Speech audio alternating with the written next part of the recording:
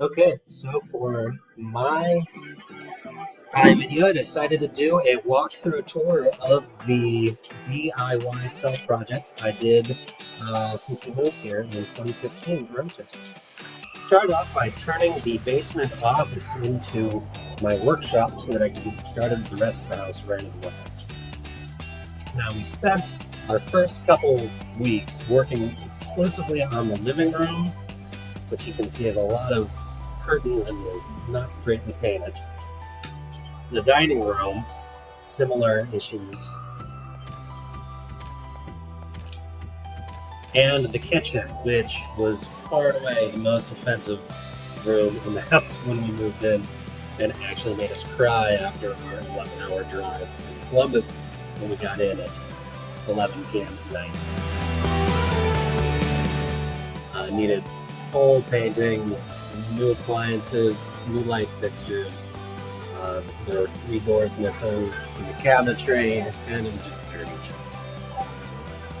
And it also included this terrible wallpaper strip along the front door. So we went out and got paint, helped with my parents, who came up to help with the paint, and our new appliances. New light fixtures as well really helped add to the space.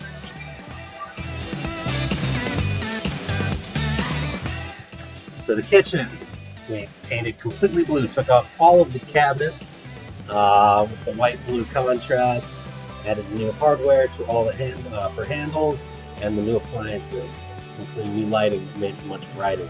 Now, this was my favorite addition, the light fixture to the dining room. I thought really made it pop. It had actually been in my parents' basement for about 20 years. Painted and added drawstring blinds to the living room to create more light. And my favorite part was the door, probably the most difficult project. It was completely painted purple, had these tarnished brass handles. I had to chemical strip and refinish the entire door. After multiple weeks, it finally looked perfect. The bathroom on the first floor needed to be brightened up. So again, we painted the cabinets as well, a new light fixture, and a new mirror. On the way upstairs.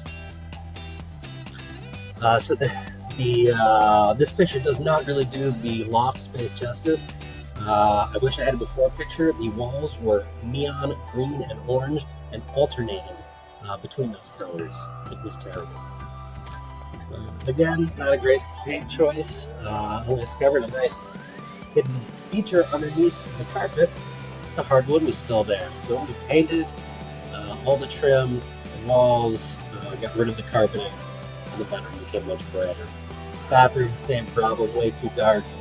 The finishes were not ideal, so we got rid of all of the hardware, painted, added new hardware to really brighten it up, added new lighting in there as well. The new curtain. Now this was one of the bigger projects as well. It was dark red maroon wine colored room. Had these terrible exposed wire shelving and no closets. So it was up to us to get creative. So I bought an old door that I had refinished from the ReStore for only about 20 bucks, and this wardrobe, which is actually a television, an old TV armoire. So I was able to turn the door into a with new wood shelves for the barn door, for a closet being too small for a regular traditional closet door. And then I took the armoire and painted it, put a rod on the top and lighting in it, so that when you open the door, light came on. And that provided a closet space to hang clothes. The outdoors, I wanted a bigger outdoor space, so we doubled the size of the patio.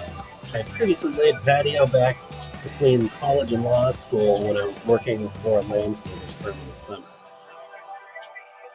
So that gave us a lot more outside space to be able to hang out on. I also put down a kind of landing pad for my grill and smoker. I don't have a picture of, but yeah, just trying it, unfortunately.